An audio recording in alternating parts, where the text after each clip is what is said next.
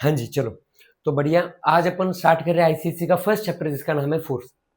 तो हालांकि फोर्स के बारे में ना हमने पिछले लेक्चर में भी सॉरी पिछले स्टैंडर्ड में 9th में बहुत सारा देखा था कि फोर्स क्या होता है, F=ma वगैरह, न्यूटन लॉज ऑफ मोशन, तो बहुत सारा हमने देखा था। अब इस बार हम फोर्स में क्या देखेंगे, तो इस साल जो फोर्स में हमें देखना है वो है टर्निंग इफेक्ट, कि मतलब फोर्स लगने की वजह से कोई भी बॉडी कैसे टर्न होती है ये हमें देखना है। ठीक है, चलो तो अगर बात करें हम फोर्स की, तो यहाँ पे भी देखने मोशन। अब हमें क्या देखना है, मोशन। अब मोशन बेटा इस चैप्टर में हमें देखनी है दो टाइप की मोशन। कौन सी मोशन? दो टाइप की। पहली होगी तुम्हारी कौन सी motion? Translational motion. Translational motion, ठीक है।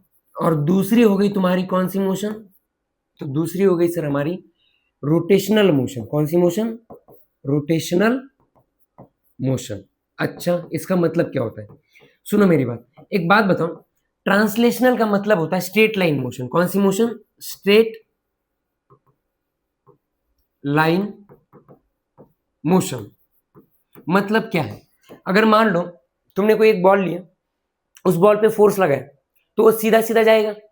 तो जब वो स्ट्रेट लाइन पाथ में मूव कर रहा है, मान लो ये बॉल है और इस बॉल को मैंने फोर्स लगाया ऐसे, तो क्या ये डिस्प्लेसमेंट आगे करेगा क्या? हाँ, तो ये स्ट्रेट लाइन मोशन में डिस्प्लेसमेंट करेगा। इसी को हम लोग बोलते हैं कौन सी मोशन? Translational motion. अच्छा, अब सर रोटेशनल मोशन क्या होता है? रोटेशनल मोशन का मतलब होता है, मान लो तुमने कोई एक चक्का लिया है ना, और उसके बीच में एक रिम होती है, एक्सिस होती है। उस एक्सिस को पकड़ लिया और उस चक्के को घुमाया, तो चक्का कैसे घूमता है? गोल गोल। तो फॉर एग्जांपल ये है तुम्हारे टायर है ना, तुम्हारा इसका गाड़ी का टायर, तो बीच में क्या होती है? एक्सिस होती है। अब ये क्या करता है? ऐसे गोल गोल घूमता है ना। तो मान लो तुमने यहाँ पे फोर्स लगाया, तो ये जो सर्कल है वो कैसे घूमेगा? कुछ इस तरीके से घूमेगा क्या? हाँ, मतलब सर्कुलर मोशन करेगा। तो इसी को हम लोग क्या बोलते हैं? रोटेशनल मोशन, जो रोटेट करता है। फोर्स लगने की वजह से क्या करता है? रोटेट करता है। इसी को हम लोग क्या बोलते हैं? Rotational motion. तो हमने दो टाइप की मोशन देखी। एक देखी कौन सी? ट्रांसलेशनल मोशन, जिसमें मोशन कैसे हो रही है? स्ट्रेट लाइन में। और रोटेशनल मोशन में कैसा हो रहा है? रोटेट कर रहा है because of this force. Simple सी बात है सर, अगर मैं यहाँ पे फोर्स लगा दूं तो क्या ये ऊपर रोटेट करेगा क्या? हाँ, तो ऐसा बोल सकता हूँ क्या? कौन सी मोशन होती है? रोटेशनल। रोटेट करता है। क्या करता है? रोटेट करता है। कहां से?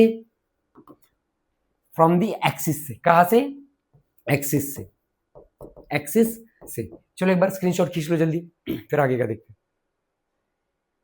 हाँ, अब सुनो, ये हो गया। चलो बढ़िया, अब देखो दूसरा।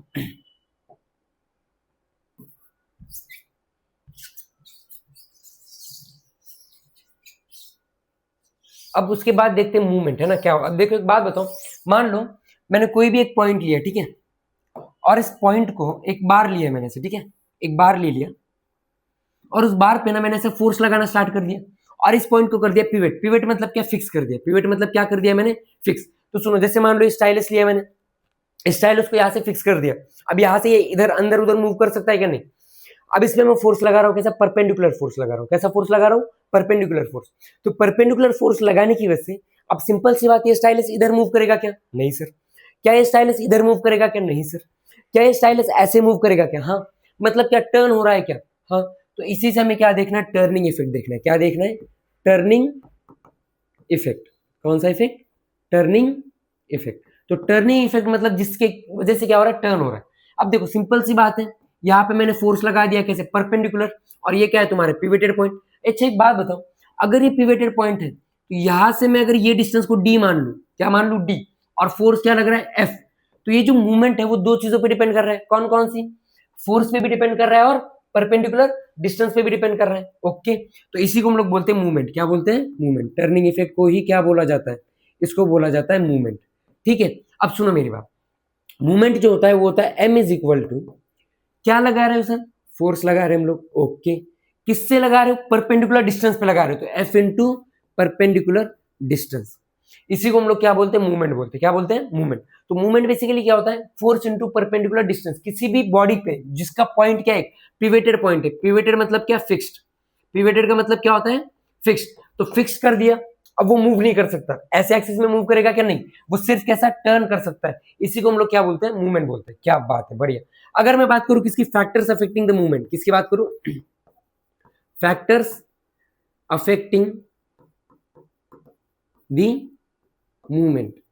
तो फैक्टर्स अफेक्टिंग द मूवमेंट में देखो फॉर्मूला क्या बना, एक बात बताओ, फॉर्मूला क्या बना ये बस बताओ। F इंटू डी बना। ओके, मतलब मैं ऐसा बोल सकता हूँ कि M is equal to F into perpendicular D.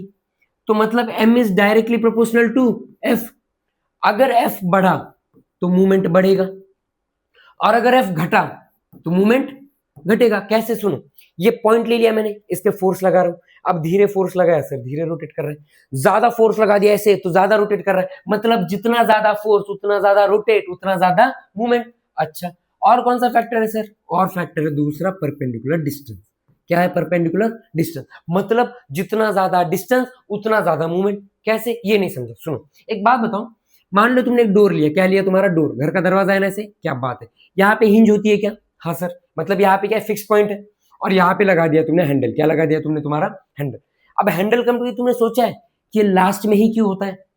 अरे भाई साहब, रखने के लिए तो यहाँ पे भी रख सकते थे, रखने के लिए यहाँ पे भी रख सकते थे, लेकिन क्यों उन्होंने लास्ट में ही रखा? कुछ तो रीजन होगा। देखो बेटा, यही बताना चाह रहा हूँ कि अगर तुम तुम्हारे नजर से देखो तो हर चीज में फिजिक्स है, बस ढूंढने की जरूरत होती है। नजर बदलो, नजरिया बदलेगा। अब सुनो मेरी बात, क्या बोल रहा हूँ मैं। फॉर एग्जाम्पल, यहां से पिवेटेड पॉइंट से लेके ये हैंडल तक का डिस्टेंस है 20। कितना न्यूटन है? 20, सॉरी 20 मीटर है। कितना मीटर है? 20 मीटर। ये वाला डिस्टेंस मान लो मैंने दे दिया कितना? 5 मीटर। और ये वाला डिस्टेंस कितना ले लिया मैंने? 10 मीटर ले लिया। कितना मीटर ले लिया? 10 मीटर। अब सिंपल सी बात है, एक बात बताओ, और फोर्स लगा रहा हूं, कांस्टेंट फोर्स लग रहा है। फोर्स कितने का न्यूटन का लग रहा है? 5 न्यूटन का फोर्स लग रहा है। ओके सर, तो अगर मैं इस पहले वाले मूवमेंट M1 करूं तो M1 इज इक्वल टू 5, मतलब फोर्स लगा। कितना डिस्टेंस है? परपेंडिकुलर डिस्टेंस, क्योंकि ऐसा फोर्स लगा रहे हो ना परपेंडिकुलर, ये वाला डिस्टेंस, ये वाला फोर्स। अच्छा, कितना? 5। तो यहां से कितना मूवमेंट जनरेट हुआ? 25 न्यूटन मीटर। क्या हुआ? 25 न्यूटन मीटर। ओके, M2 की अगर मैं बात करूं तो M2 में कितना होगा देखना। 5 न्यूटन तो कांस्टेंट लग रहा है, मतलब 10 इंटू 5 तो कितना है? 5 इंटू 10। यहाँ पे कितना हुआ? क्या आप बात कर रहे हो सर? 50 Newton metre. मतलब सिर्फ डिस्टेंस बढ़ाने की वजह से मूवमेंट बढ़ा। ओके, अगर मैं बात करूं किसकी? M3 की, तो M3 कितना आएगा बोलो? 5 इंटू 20, मतलब कितना सर? 100 metre Newton metre. कितना? 100 न्यूटन मीटर, 100 न्यूटन मीटर। मतलब अगर तुमने सेम फोर्स लगाया, बस डिस्टेंस बढ़ाते गए, तो क्या मूवमेंट की वैल्यू बढ़ेगी क्या? और बेटा मूवमेंट की वैल्यू बढ़ रही, मतलब तुम्हें उतना आसानी से लग रहा है ना। जैसे सुनो, अगर तुम्हें कोई भी दरवाजा खोलने के लिए 100 न्यूटन मीटर का फोर्स लगना ही लगना है, कितना मूवमेंट लगना है? 100 न्यूटन मीटर का टॉर्क लगना ही लगना है। टॉर्क क्या होता है? टॉर्क मतलब मूवमेंट को ही दूसरा नाम होता है क्या? टॉर्क। हाँ सुनो, तो मतलब 100 न्यूटन मीटर लगना ही लगना है। तो यहाँ पे भी अगर 100 लगना है तो डिस्टेंस कितना है? 5। तब यहाँ पे फोर्स कितना लगाना पड़ेगा? 20। सुनो ना, 20 इंटू 5 100, तब जाके खुलेगा। यहाँ पे फोर्स लगाने तो कितना लगाना पड़ेगा तुम्हें? यहाँ पे लगाना पड़ेगा तुम्हें 10, और यहाँ पे कितना लगाना पड़ेगा? सिर्फ 5। मतलब जितना ज्यादा दूर उतना कम फोर्स लगने पे भी तुम्हारा काम बन सकता है, और यही तुम्हारा क्या होता है? मूवमेंट होता है। अच्छा सर, समझा, बहुत बढ़िया। मतलब दो फैक्टर होते हैं, कौन कौन से? एक होता है फोर्स, दूसरा क्या होता है? डिस्टेंस। जितना ज्यादा फोर्स उतना ज्यादा मूवमेंट, जितना ज्यादा डिस्टेंस उतना ज्यादा मूवमेंट। ओके, क्या बात है, समझा क्या? चलो बढ़िया। अब देखते हैं आगे, सुनो। अब मूवमेंट हो गया, समझा मूवमेंट क्या होता है? कोई डाउट है तक? अब तुम्हारे बुक में ना इसके एग्जांपल्स दिए हैं ना, अभी पहले इसकी यूनिट्स देख लेते हैं। यूनिट्स क्या क्या है? तो unit for movement, unit for movement. अब सर ये क्या है? सुनो, एक बात बताओ, मूवमेंट का फॉर्मूला क्या था सर? मूवमेंट का फॉर्मूला था m is equal to f into perpendicular distance. Okay sir, force का यूनिट क्या होता है बच्चा बताओ? ऐसा यूनिट क्या था? बच्चा बच्चा जानता है भाई, फोर्स का यूनिट होता है कितना? न्यूटन। और डिस्टेंस का यूनिट कितना होता है? डिस्टेंस का यूनिट होता है मीटर। मतलब तुम्हारा ऐसा यूनिट क्या बना? ऐसा यूनिट बना न्यूटन मीटर। अरे हाँ यार ना। अच्छा, अगर मैं बात करूं कौन से यूनिट की? सीजीएस यूनिट की। तो अब तो पिछले जन्म का याद है क्या? पिछले जन्म में पढ़े थे तुम लोग 9th में। अरे थोड़ा बहुत तो याद होगा। न्यूटन अगर ऐसा यूनिट है तो फोर्स का सीजीएस यूनिट क्या होता है? डाइन होता है। कितना होता है? डाइन। अरे न्यूटन के अंदर, एक न्यूटन के अंदर कितनी डायन थी?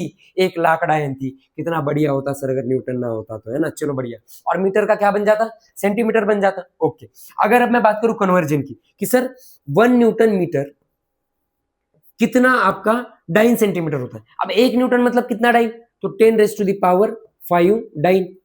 और 1 मीटर मतलब कितना सेंटीमीटर? 10⁻² सेंटीमीटर। अरे 100 सेंटीमीटर है ना, 1,00,000। और ये तो कितना आया? 10⁻7 डाइन सेंटीमीटर। कोई डाउट यहाँ तक? कोई दिक्कत, कोई परेशानी? चलो बहुत बढ़िया। सुनो, तो ये हो गया तुम्हारा क्या? कन्वर्जन। एक और कन्वर्जन याद रखना, 1 kgf जो होता है, क्या होता है? 1 kgf याद रखना, बस ये होता है 9.8 न्यूटन होता है। कितना होता है? 9.8 न्यूटन। और 1 GF कितना डाइन होता है बेटा? तो 1 GF होता है तुम्हारा 980 डाइन। कितना होता है? 980 डाइन। कोई डाउट है यहाँ तक? चलो, तो ये था तुम्हारा यूनिट्स, इसको याद रख लेना। क्यों? क्योंकि जब भी तुम्हारे आगे सवाल आएंगे प्रिंसिपल ऑफ मूवमेंट पे, तो वहां पे कभी कभी क्या हो सकता है ना, फोर्स जो दिया होता है वो केजीएफ में दिया हो सकता है। तो इस वजह से इसको कन्वर्ट करना मत भूलना, क्योंकि उससे कैलकुलेशंस क्या होंगे तुम्हारे बहुत ज्यादा आसान हो जाएंगे। चलो, तो एक बार ये लिख लेना, तब तक अपन आगे का देख लेते। हो गया? चलो बढ़िया। अब देखते हैं क्या clockwise movement and anti clockwise movement. Clockwise movement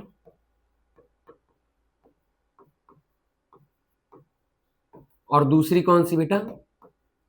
anti clockwise movement. Sir ये क्या होता है? अरे बेटा अभी बताता हूँ, चिंता नहीं करने का। सुनो मैं क्या बोल रहा हूँ। मान लो ये मैंने पॉइंट लिया, अब अगर मैं इस पे ऐसा फोर्स लगा रहा हूँ तो ये ऐसे घूम रहा है ना। मतलब सुनो, अगर ये स्टाइलस लिया मैंने और इस पे ऐसा फोर्स लगा रहा हूँ, ये घूम कैसा रहे? ऐसा घूमेगा। अरे हाँ ना बोलो यार। तो मतलब क्लॉक की तरह घूम रहा है क्या? अगर मैंने इसको ऐसा घुमाया तो क्या ये घड़ी के कांटे जैसा घूम रहा है क्या? हाँ सर। तो जब भी वो घड़ी के कांटे जैसा घूमेगा उसको हम लोग क्या बोलेंगे? क्लॉकवाइज। कैसे सर? मान लो ये मैंने पिवेटेड पॉइंट लिया और यहाँ पे क्या ले लिया एक बार, इस पे मैं लगा रहा हूँ ऐसा फोर्स। अब इसकी वजह से ये कैसे घूमेगा? कुछ इस तरीके से घूमेगा क्या?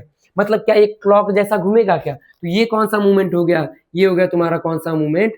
Clockwise movement. कौन सा मूवमेंट हो गया? Clockwise movement. अच्छा सर, मतलब आप बोल रहे हो कि अगर एंटी क्लॉकवाइज मूवमेंट चाहिए तो स्टाइलस को इधर से फोर्स लगाओ। अब ये कैसे घूमेगा? ऐसे। अरे हाँ यार ना, जैसे इधर से मान लो, अब क्या लगाया मैंने? ऐसा किया और ऐसे नीचे से फोर्स लगाया। अब नीचे से फोर्स लगाया तो ये कैसे घूमेगा? कुछ इस तरीके से घूमेगा क्या? मतलब घड़ी के उल्टा घूमेगा। मतलब क्या हुआ? Anti clockwise. जैसे अगर ऐसा फोर्स लगाया तो क्लॉकवाइज, नीचे से फोर्स लगाया तो एंटी क्लॉकवाइज। तो ये कौन सा मूवमेंट हुआ? ये जैसे ये ऐसे घूमेगा एंटी क्लॉकवाइज, ये कैसे घूमेगा? क्लॉकवाइज। तो ये क्या है तुम्हारा? Anti clockwise movement. क्या आया? Anti clockwise movement. Okay sir, अब तक तो यहां तक समझा, कोई दिक्कत नहीं। चलो बढ़िया। अब सुनो मेरी बात। क्लॉकवाइज मूवमेंट समझा, एंटी क्लॉकवाइज मूवमेंट समझा। एक बात बताओ, क्या फोर्स एक वेक्टर क्वांटिटी है? हाँ। क्या ये जो डिस्प्लेसमेंट था ये भी एक वेक्टर क्वांटिटी है? हाँ। तो ये जो टॉर्क बनता है ना वो भी वेक्टर क्वांटिटी। क्यों? क्योंकि इसमें डायरेक्शन मैटर नहीं करती क्या? कैसे? ये ऐसे घूम रहा है तो इस डायरेक्शन में, ये ऐसे घूम रहा है तो इस डायरेक्शन में, मतलब डायरेक्शन मैटर कर रही है। और जिसमें भी डायरेक्शन मैटर करती है वो क्या होता है तुम्हारा? वो होती है वेक्टर क्वांटिटी। कैसे? अब इसको देखो, ये बहुत बढ़िया है ना। एक सवाल पूछा गया था शायद 2-3 साल पहले आईसीएससी में, बहुत बढ़िया सवाल था। उसने क्या पूछा था पता है? कि जब ये ऐसा फोर्स लग रहा है तो ये इनवर्ड होगा क्या आउटवर्ड? कुछ नहीं। राइट हैंड है क्या? लगाओ राइट हैंड थंब रूल। कैसे? सुनो सुनो, मैं बोल रहा हूँ। फोर्स नीचे लग रहा है ना, तो फोर्स के डायरेक्शन में ये लगाने का, ठीक है? जिस डायरेक्शन में फोर्स लगा है उस डायरेक्शन में तुम्हारे फिंगर्स कर्ल कर दो। कर्ल कर दो कैसे? ऐसे करने पे थंब किधर गया? अंदर गया ना। नहीं समझा? फोर्स लग रहा है नीचे, तो नीचे के डायरेक्शन में फिंगर्स को कर्ल कर दो। तो ऐसा कर्ल कर दिया, देखो ऐसा कर्ल कर दिया। कर्ल करने पे थंब किधर गया? अंदर की तरफ गया। मतलब ये क्या हो गया तुम्हारा? इनवर्ड हो गया। क्या हो गया तुम्हारा? इनवर्ड। अच्छा सर, अब इसको देखो फिर से, फोर्स किधर लग रहा है? ऊपर। तो फिंगर्स को किधर कर्ल करोगे? ऊपर, ऐसे। अब थंब कहाँ पे आया? अंगूठा कहाँ पे आया? बाहर आया कि नहीं आया? तो ये क्या हो गया तुम्हारा? आउटवर्ड हो गया। क्या हो गया? आउटवर्ड। तो याद रखना, क्लॉकवाइज मूवमेंट में इनवर्ड्स द प्लेन होता है टॉर्क, और एंटी क्लॉकवाइज मूवमेंट में आउटवर्ड द प्लेन होता है। समझा क्या? लेकिन याद रखना है, right hand thumb rule use करना, not the left hand thumb rule. उल्टा हो जाएगा, समझे क्या? चलो बढ़िया। इसी वजह से क्लॉकवाइज मूवमेंट अंदर होता है ना, इसी वजह से इसको कंसिडर किया जाता है निगेटिव। क्या कंसिडर किया जाता है? निगेटिव। एंटी क्लॉकवाइज मूवमेंट क्या होता है सर? पॉजिटिव होगा। क्यों? क्योंकि बाहर आ रहा है। समझा क्या? तो एंटी क्लॉकवाइज मूवमेंट को तुम क्या कंसिडर करोगे? पॉजिटिव। क्लॉकवाइज मूवमेंट को क्या कंसिडर करोगे? निगेटिव। कोई डाउट है यहाँ तक? चलो बहुत बढ़िया। चलो एक बार लिख लो ये भी, या फिर स्क्रीनशॉट मार लो, whatever you want to do, just do it bye. हो गया? अब चलो, अब अगर ये समझ में आ गया होगा तो इसके बहुत सारे एग्जांपल्स दिए तुम्हारे, है ना? तो अपन 2-3 ही डिस्कस करेंगे, बाकी के तुम लोग पढ़ लेना। सबसे पहला मूवमेंट का जो होता है, तुम्हें स्पैनर पता है? स्पैनर, स्पैनर मतलब क्या? पाना, है ना? जैसे मान लो यहाँ पे एक मैंने नट दे दिया, तो यहाँ पे ऐसा एक स्पैनर लगाते हो ना, कुछ इस तरीके से। देखो बेटा, ड्राइंग तो अपनी बहुत बढ़िया है ना, क्या बात है। चलो ये क्या लगा दिया तुमने? स्पैनर। अब स्पैनर जब यूज करते हो, तुमने तो कभी यूज किया नहीं होगा, है ना? लेकिन जब मैकेनिक यूज करता है तो वो बड़ा पाना यूज करता है। क्या करता है? बड़ा पाना यूज करता है इससे, है ना? चलो, तो ये मान लो तुम्हारा नट है, तो वो कभी भी ना यहाँ पे फोर्स नहीं लगाएगा, वो फोर्स लगाएगा यहाँ पे। क्यों सर? क्योंकि जितना ज्यादा परपेंडिकुलर डिस्टेंस उतना कम फोर्स लगाना पड़ेगा सेम मूवमेंट जनरेट करने के लिए। अगर मान लो मैंने यहाँ पे फोर्स लगा दिया तो सर परपेंडिकुलर डिस्टेंस तो कम हुआ ना एक्सिस से, और अगर परपेंडिकुलर डिस्टेंस कम हुआ मतलब मूवमेंट कम जनरेट होगा। अरे हाँ यार ना, या फिर उतने ही खोलने के लिए ज्यादा अमाउंट ऑफ फोर्स लगाना पड़ेगा, मतलब जितना ये दूर होगा, जितना ये लंबा होगा, उतना कम फोर्स लगाना पड़ेगा मूवमेंट जनरेट करने के लिए। कोई डाउट यहाँ तक? चलो एक और क्या एग्जांपल दिया है तुम्हारे, स्टीयरिंग व्हील का एग्जांपल दिया है, बहुत सारे एग्जांपल दिए, वो एक बार गो थ्रू कर लेना ना। तुम्हारे पेडल का एग्जांपल होता है, पेडल का एग्जांपल भी दिया है, डोर का एग्जांपल अभी हमने बोला। वो हैंडल लास्ट में क्यों होता है? क्योंकि जितना ज्यादा परपेंडिकुलर डिस्टेंस, उतना ज्यादा तुम उसको आसानी से धक्का दे सकते हो। कभी घर पे ट्राई करना, आज घर पे लेक्चर होने के बाद ना ट्राई करना कि जो विंडो है तुम्हारा, कोई भी दरवाजा है, उसको ना हैंडल से मत पकड़ना, एकदम प्रॉपर हिंज से पास जाना और उसको जोर से धक्का देना। देखो वही दरवाजा खोलने के लिए तुम्हें कितना ज्यादा फोर्स लगाना पड़ता है। समझा क्या? तो ये हो गया तुम्हारा मूवमेंट। कोई डाउट यहाँ तक? कोई दिक्कत? चलो बढ़िया, देख लो एक बार। हो गया? चलो अब बढ़ते आगे। तो ये सारे हो गए तुम्हारे, अभी कुछ बचा है क्या? नहीं।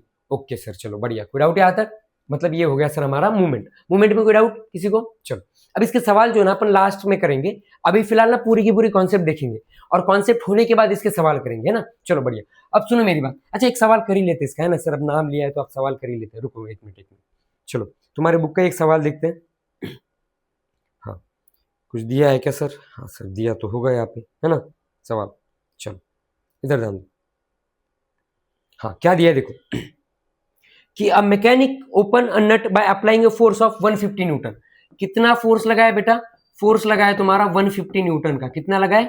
150 न्यूटन का। Okay sir. Using a lever handle of length 40 centimetre. कितनी लीवर हैंडल की लेंथ जो है वो कितनी है? 40 सेंटीमीटर है। मतलब तुम्हारा परपेंडिकुलर डिस्टेंस कितना बन गया तुम्हारा? 40 सेंटीमीटर। एक मिनट, क्या सेंटीमीटर मतलब खतरे की घंटा दिखी क्या? हाँ, क्योंकि ये ऐसा यूनिट है। ये कौन सा यूनिट है? सीजीएस। तो इसको क्या करना पड़ेगा? 0.4 मीटर। ओके चलो, तो क्या निकालना है? पहले इसका निकाल लो तुम, मूवमेंट कितना निकालना है, मूवमेंट निकाल लो इसका। चलो निकालो एक बार मूवमेंट। ये आसान सवाल करते हैं, बाद में बाकी का देखेंगे, ठीक है। चलो नहीं हो रहा है, चलो अपन करते हैं। क्या मूवमेंट का फॉर्मूला क्या होता है? बोलो बच्चा। सर वी नो दैट, जो कि हमें घंटा कुछ पता नहीं होता। F into perpendicular distance. Force कितना है तुम्हारा? सर 150 न्यूटन है। सर ये कितना है? 0.4 है। Calculation should be quick, easy and accurate. कैसे? मैं ये जीरो, अब देखो तुम्हें जैसे करने करो मैं बता रहा हूँ। इस जीरो को हटा दो, ये एक पॉइंट को हटा दो, तो ये कितना बनेगा तुम्हारा? तो यार पहले तो क्या लिखा तुमने? 150 इंटू 0.4। देखो अब तुम डायरेक्टली करना, डायरेक्टली करो। मैं क्या बोल रहा हूँ, एक पॉइंट एक पॉइंट बाद ही है ना, तो एक पॉइंट को हटा दो, जीरो को हटा दो, 15 चौक कितना है? 60। तो तुम्हारा कितना जनरेट हुआ मूवमेंट? वो हुआ 60 न्यूटन मीटर का तुम्हारा मूवमेंट जनरेट हो गया। क्या मुश्किल था क्या कुछ? नहीं सर, बहुत आसान था। अब बात करते हैं किसकी? कपल की। अब किसकी बात करते हैं? कपल की। अच्छा सर ये क्या होता है कपल? हैं क्या पढ़ा रहे हो आप ऐसे? सुनो, वो वाला नहीं जो तुम सोच रहे हो। कपल मतलब क्या होता है? दो फोर्सेस। क्या होता है? दो फोर्सेस। हाँ खुश हो गए एकदम, है ना। चलो कपल मतलब क्या होता है? दो फोर्सेस। अब ये दो फोर्सेस कैसे? सुनो, अब सिंपल सी बात है, एक बात याद रखना, किसी भी चीज को अगर तुम्हें रोटेट करना है तो वो एक फोर्स से रोटेट हो ही नहीं सकता। एक फोर्स से रोटेट हो सकता है क्या? बिल्कुल भी नहीं। तुम्हें मिनिमम कितने फोर्स लगते हैं? दो फोर्स। अब बोलोगे सर आप तो अभी ये कर रहे थे, ये तो एक फोर्स से ही रोटेट हो रहा था ना। बेटा ना, सुनो एक बात बताओ, इसी का एग्जांपल लेते हैं कपल में। पहले कपल समझो। कपल मतलब क्या होता है? टू इक्वल फोर्सेस जो कि क्या होंगे? अलग अलग डायरेक्शन में होंगे। सेम डायरेक्शन में होने चाहिए क्या? नहीं, अलग अलग डायरेक्शन में होंगे। और उस पे क्या लगेगा? डिस्टेंस पे लगेंगे, तो क्या जनरेट होगा? कपल। नहीं समझा सर? सुनो एक बात बताओ, मैंने क्या ले लिया? एक ऐसा रॉड ले लिया। अब यहां से एक फोर्स लगा रहा हूं, कौन सा? F1। तो यहां से भी कितना ऊपर लगेगा? F2। क्यों सर ऐसा? क्योंकि मान लो स्टाइलस को अगर मुझे रोटेट करना है तो एक फोर्स इधर से लगाना पड़ेगा और दूसरा इधर से, तभी तो ऐसे रोटेट करेगा। जैसे एक फोर्स नीचे की डायरेक्शन में तो दूसरा फोर्स ऊपर की डायरेक्शन में, और दोनों के दोनों क्या होनी चाहिए? सेम होने चाहिए। इसका मतलब क्या? F1 इज इक्वल टू क्या होना चाहिए तुम्हारा? F2 इज इक्वल टू क्या है? F।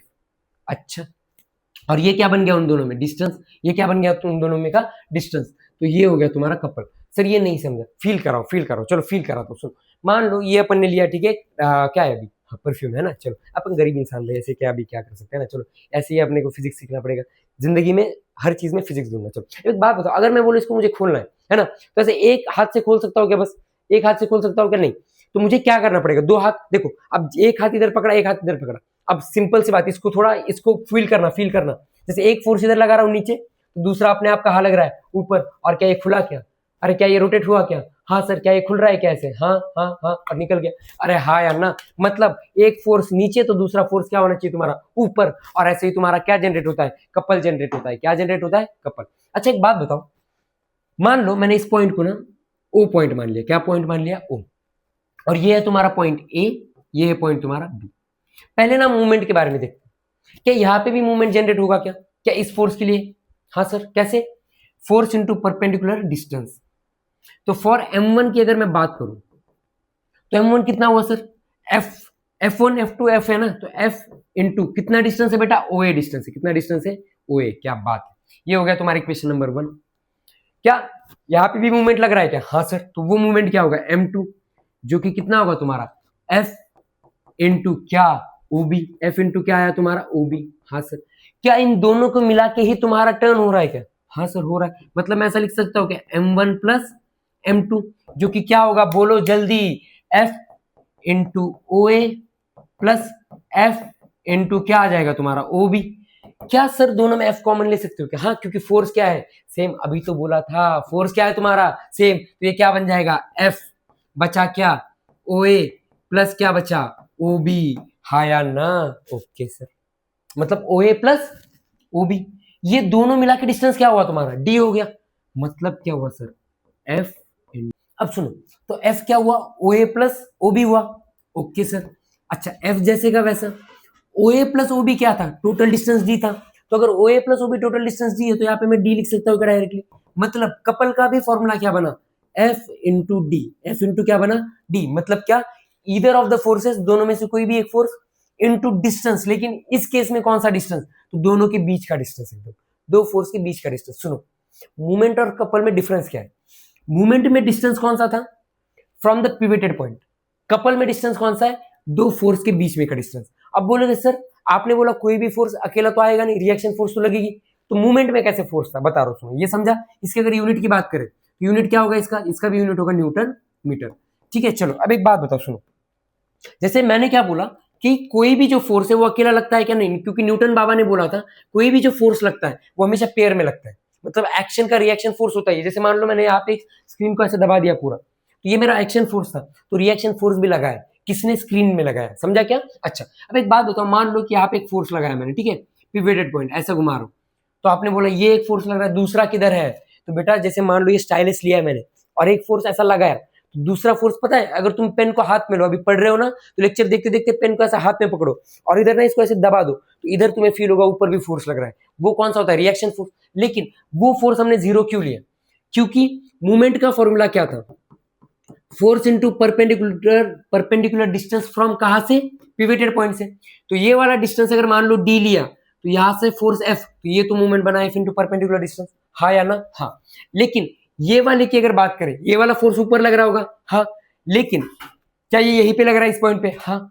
और परपेंडिकुलर डिस्टेंस कितना हुआ सर? जीरो हुआ। तो m2 कितना आएगा? m2 आएगा तुम्हारा, f तो लग रहा है सर, हाँ, ये देखो इधर लग रहा है, लेकिन डिस्टेंस कितना हुआ? जीरो। तो f इंटू जीरो, ये कितना आया? अपने आप जीरो आया। इसी वजह से मूवमेंट में सिर्फ हमने एक फोर्स लिया, हालांकि कपल में हमने क्या लिया? दो फोर्स। क्योंकि वहां पे पिवेट था क्या? नहीं, यहाँ पे हमने पिवेट नहीं किया था। इधर अगर पिवेट कर दूं तो ये वाला तो मूवमेंट जनरेट हो रहा है, ये वाला अपने आप कितना बन जाता है? जीरो, क्योंकि फोर्स तो लग रहा है रिएक्शन फोर्स, लेकिन परपेंडिकुलर डिस्टेंस कितना है? जीरो। इसी वजह से मूवमेंट भी कितना बना? Zero Newton metre. डाउट यहाँ तक? चलो बढ़िया। तो ये हो गया तुम्हारा कपल। अब इसके रियल लाइफ एग्जांपल क्या है? जैसे मान लो कि टैप, अभी हमने देखा कि जैसे डिओड्रेंट को अपन ओपन कर रहे थे तो दो फोर्स की जरूरत है। वैसे ही अगर टैप मान लो तुम्हारा जो होता है ना टैप, तो उसको एक हाथ से कर सकते हो क्या? नहीं, दोनों हाथ लगते हैं। जैसे मान लो ऐसा टैप है तो इधर से भी फोर्स, इधर से भी फोर्स, और दोनों फोर्सेस क्या होनी चाहिए? इक्वल होनी चाहिए। ये भी एग्जाम्पल होता है। और बहुत सारे कपल के एग्जाम्पल, जैसे स्टीयरिंग लिया है, जैसे गाड़ी चलाते हो तो एक फोर्स नीचे लगाते हो तो दूसरा कहाँ लगाते हो? ऊपर, और इस तरीके से घूमता है वो। तो ये भी क्या होगा तुम्हारा एग्जाम्पल? किसका? कपल का। चलो, तो कपल सबको क्लियर है? कोई डाउट यहाँ तक? चलो अब देखते हैं किसके बारे में? इक्विलिब्रियम के बारे में। क्या होता है तुम्हारा इक्विलिब्रियम? एक बात बताओ, इक्विलिब्रियम मतलब सिंपल सी बात है। इक्विलिब्रियम मतलब क्या है कि दोनों क्या होना चाहिए? जिसपे नेट फोर्स कितना होना चाहिए तुम्हारा? जीरो होना चाहिए। नेट फोर्स कितना होना चाहिए? जीरो। तभी कोई भी बॉडी क्या होगी? इक्विलिब्रियम होगी। कैसे? मान लो मैंने एक बॉक्स लिया, इसको इधर से 5 न्यूटन से धक्का दे रहा हूं और दूसरे बॉक्स को इधर से 5 न्यूटन से धक्का दे रहा हूं, तो क्या दोनों फोर्सेस कैंसिल आउट होंगे? हाँ। तो रिजल्टेंट फोर्स कितना आएगा? जो एफ नेट होगा वो एफ नेट तो कितना आएगा तुम्हारा? जीरो आएगा। तो मतलब मैं ये बोल सकता हूं क्या कि ये जो सिस्टम है वो किस में है? तो this system is in equilibrium. किस में है सिस्टम? इक्विलिब्रियम में। समझा क्या? अब इक्विलिब्रियम के दो टाइप होते हैं, बहुत ज्यादा इंपॉर्टेंट नहीं है, बस समझ लेना। दो टाइप के ये होता है, एक होता है स्टैटिक इक्विलिब्रियम। क्या होता है? Static equilibrium. और दूसरा क्या होता है तुम्हारा? दूसरा होता है बेटा डायनामिक इक्विलिब्रियम। कौन सा इक्विलिब्रियम? Dynamic equilibrium. अब स्टैटिक इक्विलिब्रियम और डायनामिक इक्विलिब्रियम मतलब क्या? स्टैटिक मतलब क्या? जो रेस्ट पे है। तो ये किसका एग्जांपल था? स्टैटिक का, जहां पे नेट फोर्स कितना आ रहा है? 0 आ रहा है। देखो फोर्सेस है, ये मत समझना कि फोर्स 0, फोर्सेस है लेकिन नेट फोर्स जो है वो क्या? 0। तब क्या बनेगा तुम्हारा इक्विलिब्रियम? तो सिंपल सी बात है, मान लो ये स्टाइलस लिया मैंने, क्या ये स्टाइलस खुद का वेट जो नीचे लगा रहा होगा? हाँ। क्या मेरा हाथ इस पे रिएक्शन फोर्स ऊपर लगा रहा होगा? हाँ। दोनों एक दूसरे के क्या है? अपोजिट फोर्सेस है। क्या दो फोर्स लग रहे हैं? हाँ। लेकिन एक दूसरे को क्या कर रहे हैं? Cancel out. इसी वजह से स्टाइलस किस में? इक्विलिब्रियम में। तो जब भी कोई बॉडी, फोर्सेस के रिजल्टेंट फोर्स कितना होता है? 0। और किस पे रहती है? रेस्ट पे रहती है। किस पे रहती है? रेस्ट पे। तो इस इक्विलिब्रियम को बोला जाता है स्टैटिक इक्विलिब्रियम। तो सर डायनामिक इक्विलिब्रियम क्या होता है? तो डायनामिक इक्विलिब्रियम मतलब यहाँ पे भी फोर्सेस लग रहे हैं, वो फोर्सेस कैंसिल आउट हो रहे हैं, लेकिन बॉडी किसमें? मोशन में। बॉडी किसमें? मोशन। जैसे रेन ड्रॉप का एग्जांपल लो, रेन ड्रॉप नीचे आ रहा है, नीचे लग रहा है तुम्हारा कौन सा? धरती मैया का प्यार, ग्रेविटेशनल फोर्स। ऊपर कौन सा लग रहा है तुम्हारा? Air resistance. हालांकि बहुत सारे फोर्सेस, फिर भी वो मूव कर रहा है कि नहीं कर रहा? तो rain drop is an example of कौन सा?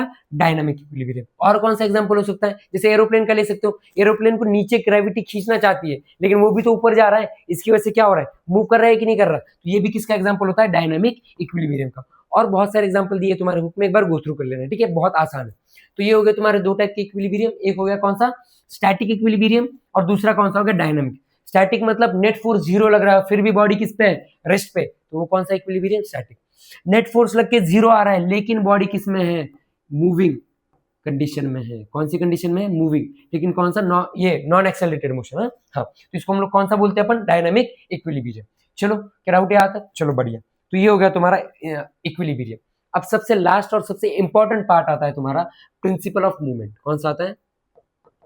Principle of movement. और याद रखना, अगर इस चैप्टर से सवाल बना तो वो बस इसी टॉपिक से बनेगा, याद रख लेना मेरी बात, है ना? चलो, क्योंकि ये टॉपिक बहुत बढ़िया है, बहुत कंफ्यूजिंग नहीं है, लेकिन बच्चे ना इसको कंफ्यूजिंग बना देते हैं, है ना? क्योंकि तुम समझते ही नहीं इसके पीछे कॉन्सेप्ट क्या है। सुनो, प्रिंसिपल ऑफ मूवमेंट में ना तुम्हें एक मीटर रूल दिया है। क्या दिया है? मीटर रूल, या फिर मीटर स्केल बोलते हैं उसको। अब सर ये मीटर स्केल क्या होती है? मीटर स्केल कुछ नहीं होती, यहां से 0 सेंटीमीटर से 100 सेंटीमीटर, कहां से कहां तक? 0 सेंटीमीटर से लेकर 100 सेंटीमीटर तक की एक स्केल है ना? और इसमें तुम different different types of forces लगा रहे हो, और इन फोर्सेस को लगा के जो तुम्हारा नेट मूवमेंट आएगा, क्लॉकवाइज मूवमेंट और एंटी क्लॉकवाइज मूवमेंट, इसी को हम लोग क्या बोलते हैं? Principle of movement. जैसे सुनो, अगर मान लो इसको मैंने पिवेट कर दिया, कहां से? मिडल से। तो मतलब देखो 0 से 100 में था, और ये बीच में कितना आया तुम्हारा? 50 सेंटीमीटर। तो पिवेट कहां से किया तुमने? पिवेट किया 50 सेंटीमीटर पे। अब मान लो 20 सेंटीमीटर पे मैंने एक फोर्स लगाया। कितने सेंटीमीटर पे? 20 सेंटीमीटर पे। ये लग रहा है नीचे। अच्छा, एक बात बताओ, दूसरा एक फोर्स लग रहा है यहाँ पे। कौन से? यहाँ से इधर से 10 सेंटीमीटर दूर है। कितना सेंटीमीटर दूर है? 10 सेंटीमीटर। ये लगा है यहाँ पे। अब सुनो, मूवमेंट पता है क्या? एक बात बताओ, ये इसको ऐसे घुमाना चाहेगा अगर स्टाइलस है, तो ये वाला फोर्स इसको ऐसा घुमाना चाहेगा, मतलब कैसा? Anti clockwise. समझ रहे हो? देखो ये स्टाइलस लिया मैंने, इसको ये ऐसे खींच रहा हूं मैं नीचे, तो ये ऐसे घूम रहा है ना, तो अगर ऐसे घूम रहा है मतलब कैसा? Anti clockwise. तो ये वाला कौन सी मूवमेंट जनरेट करेगा? Anti clockwise movement. कौन सी movement? Anti clockwise movement. Okay sir, यहां तक तो समझा। ओके, ये वाला देखो, ये इसको इधर खींच रहा है ना, मतलब कैसे घुमाएगा? इसको ऐसे गोल घुमाएगा, तो मतलब कौन सी मूवमेंट कर रहा है? क्या बात है, कौन सी मूवमेंट? Clockwise movement. कौन सी मूवमेंट? Clockwise movement. अब सुनो, तो प्रिंसिपल ऑफ मूवमेंट बस इतना कहता है, बहुत आसान है, बहुत आसान है। क्या? सम ऑफ, क्या? Sum of anti clockwise movement is equal to sum of कौन सी मूवमेंट? Clockwise movement. क्या फॉर्मूला है? बस sum of anti clockwise movement is equal to sum of clockwise movement. जैसे इसका एग्जांपल लेते हैं ना, मान लो यहाँ पे फोर्स लगाया मैंने, कितने? 10 न्यूटन का। कितने न्यूटन का? 10 न्यूटन का। यहाँ पे फोर्स लगाया, यहाँ पे मैंने कितने न्यूटन का फोर्स लगाया? 20 न्यूटन का। कितने न्यूटन का? 20 न्यूटन का। सुनो, क्लॉकवाइज एंटी क्लॉकवाइज में सिर्फ एक फोर्स लग रहा है, हाँ। क्या क्लॉकवाइज में भी एक फोर्स लग रहा है? हाँ। इसका मूवमेंट निकालना जरा, मूवमेंट कहां से लेते हैं? पिवेटेड पॉइंट से। अब बच्चा पता है क्या गलती करता है? मैं 1000 बार बोलता हूँ, बच्चा ये वाला डिस्टेंस लेता है, लेकिन तुम्हें डिस्टेंस लेना कौन सा होता है? पिवेटेड पॉइंट से। तो अगर मान लो ये वाला डिस्टेंस मैंने कितना मीटर लिया था? मान लो ये 10 न्यूटन लिया था, कितना? सॉरी 10 मीटर, 10 सेंटीमीटर लिया था। कितना सेंटीमीटर? 10 सेंटीमीटर। तो इस पॉइंट से देखो टोटल कितना था? 100। तो पिवेट यहाँ पे किया था इसने 50 सेंटीमीटर पे किया था। तो पिवेटेड पॉइंट से ये वाला डिस्टेंस कितना बना? 50 माइनस 10 कितना आया? 40। समझा क्या? अरे ये टोटल 50 है, ये 10 है, तो ये बचा हुआ कितना है? 40। ये भी देखो, ये टोटल कितना है? 50, ये 10, तो ये वाला कितना बना? 40 बना। कितना बना? 40। तो अब sum of clockwise movement is equal to sum of anti clockwise movement. इसकी मूवमेंट क्या बनेगी? अब देखो इसमें पता है क्या होता है, एक और अच्छी चीज है, इसमें तुम्हें सेंटीमीटर का मीटर में ना कन्वर्ट करो तो भी चलता है।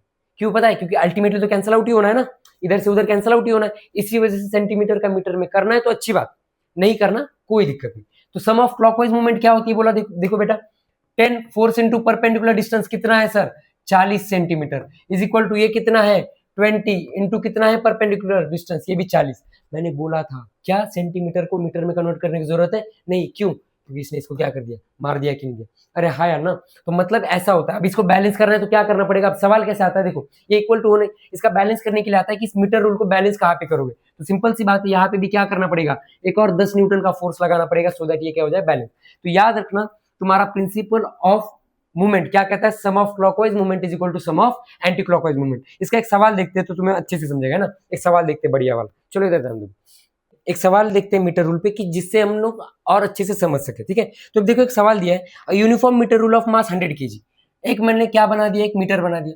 और याद रखना जब भी फिजिक्स सॉल्व करो ना, डायग्राम बनाना सीखो। जिस दिन तुम डायग्राम बनाना सीख गए, आधा सवाल वहीं पे सॉल्व हो जाएगा। क्या दिया? Uniform metre rule of mass 100 kg। इसका टोटल मास कहाँ पे रहता है? 100 kg। अब याद रखना एक और चीज, किसी भी मीटर रूल का जो मास होता है वो मास रहता है तुम्हारा मिडल में। कहाँ पे रहता है? मिडल में। तो इसका मास कहाँ पे? 100 से 100 कितने है? 100 ग्राम का मास है। मास कितना है मीटर रूल का? 100 ग्राम। तो सिंपल सी बात है, अगर मीटर रूल है मतलब ये सेंटीमीटर कितना होगा? 0। ये सेंटीमीटर कितना होगा? 100। तो इसका मास कहाँ पे लगेगा? सिर्फ 50 पे लगेगा। कितने पे लगेगा? 50 सेंटीमीटर वाले मार्क पे लगेगा, जो कि कितना है तुम्हारा? 100 ग्राम है। कितना ग्राम है? 100 ग्राम। ओके चलो, इस balance on a fulcrum at 40 centimetre mark. इसका फलक्रम को बैलेंस कहाँ पे किया है? फलक्रम को बैलेंस किया 40। बैलेंस का मतलब क्या होता है? सुनो, फलक्रम को बैलेंस करना मतलब क्या होता है? जैसे मान लो ये तुम्हारा मीटर है ना, तो इसका मास जो है सिंपल सी बात है मिडल से लगेगा, लेकिन इसका फलक्रम 40 पे है। मतलब सीसॉ देखा है ना, सीसॉ को कैसे मिडल में बैलेंस किया रहता है, वैसे इसको बैलेंस कहाँ पे किया है? फलक्रम पे। तो फलक्रम को समझो पिवेटेड पॉइंट। फलक्रम को क्या समझ, जब भी तुम्हें वर्ड कौन सा दिखे? फलक्रम दिखे। क्या दिखे? फलक्रम। तो फलक्रम तुम्हारा क्या बन जाता है? अपने आप पिवेटेड पॉइंट बन जाता है। क्या बन जाता है? पिवेटेड पॉइंट। मतलब सर हमें इतना तो समझा कि जो भी डिस्टेंस अभी कैलकुलेट करना है वो कहां से कैलकुलेट करना है? इस 40 सेंटीमीटर वाले इस पिवेटेड पॉइंट से करना है। अब सिंपल सी बात, एक बात बताओ, ये टोटल कितना है? 50 है, ये 40 है, तो पिवेटेड पॉइंट से ये मिडल वाला डिस्टेंस कितना बनेगा? सोचो जरा, तब तक अपन आगे का सवाल करते हैं। कितना बनेगा? कितना बनेगा? अगर ये 50 ये 40 होती है, कितना बना? 10। अच्छा क्या बात है। अब सुनो, and by suspending an unknown mass of m at 20 centimetre mark. सुनो 0 से 100 ये है ना, ओके। 20 सेंटीमीटर मार्क क्या यहाँ पे बनेगा? क्या 20 सेंटीमीटर मार्क यहाँ पे बनेगा इस वाले पॉइंट पे? हाँ, तो मतलब दूसरा मास जो है वो 20 सेंटीमीटर पे लगा है, जो कि क्या है? अननोन है। जो कि क्या है? अननोन। अब हमें निकालना है वैल्यू ऑफ m। क्या निकालना है? सबसे पहले तो m की वैल्यू निकालनी है कि कितना आपने सस्पेंड किया, ओके। दूसरा क्या दिया है वहां पे? To which side the rule will tilt if the mass m is moved to the 10 centimetre mark. मतलब यहाँ पे 20 पे था ना, अभी अगर उसने क्या किया? 10 सेंटीमीटर वाले मार्क पे। कितने सेंटीमीटर वाले मार्क पे? 10 सेंटीमीटर पे मूव किया, तो कितना ये होगा? What is the resultant movement now? And अब सुनो, 3 सवाल है, इसको सॉल्व करते हैं। अब एक बात बताओ, सबसे पहला कि उसने बोला कि मास कितना होना चाहिए, मास कितना होना चाहिए सो दैट ये तुम्हारा क्या रहे? बैलेंस पे। अब सिंपल सी बात है, एक बात बताओ, अरे सर अभी तो आपने बोला क्या? सम ऑफ क्या? Clockwise movement, sum of clockwise movement is equal to क्या होता है बोलो? Sum of anti clockwise movement. हाँ, ऐसे शॉर्ट फॉर्म में समझ लेना। एक बात बताओ, एंटी क्लॉकवाइज और क्लॉकवाइज कैसे? ये मीटर है, इसको 40 वाले सेंटीमीटर पे फलक्रम पे बैलेंस कर दिया। अब मैंने बोला था किसी भी मीटर का जो मास होता है वो कहां पे रहता है? मिडल में रहता है, मतलब 50 सेंटीमीटर पे। तो ये वाला इधर रहेगा, तो ये वाला मास इसको किधर खींचना चाहेगा? नीचे। मतलब कैसा? ऐसा घुमाना चाहेगा, मतलब कौन सा? Clockwise movement. तो ये वाला फोर्स कौन सा मूवमेंट जनरेट करेगा? क्लॉकवाइज। अच्छा, तो ये जो m है वो इधर लगाया क्या? फलक्रम की इधर, तो ये इसको इधर खींचना चाहेगा क्या? मतलब ये कौन सी मूवमेंट जनरेट करेगा? Anti clockwise movement. अब एंटी क्लॉकवाइज मूवमेंट देखो, एक बात बताओ, उन्होंने क्या बोला? 20 सेंटीमीटर के मार्क पे लगाया, तो क्या इसका आंसर 20 थोड़ी हो गया? सुनो, ये 20 लोगे क्या? नहीं। कौन सा लोगे? पिवेटेड पॉइंट से। तो अगर ये 20, तो ये कितना हुआ तुम्हारा? 20 ही हुआ, लेकिन कहां से डिस्टेंस लेना है? पिवेटेड पॉइंट से। तो ये वाला कितना हुआ तुम्हारा? 20। तो अगर बात करें सम ऑफ एंटी क्लॉकवाइज मूवमेंट की, तो सम ऑफ एंटी क्लॉकवाइज मूवमेंट क्या आएगा बोलो?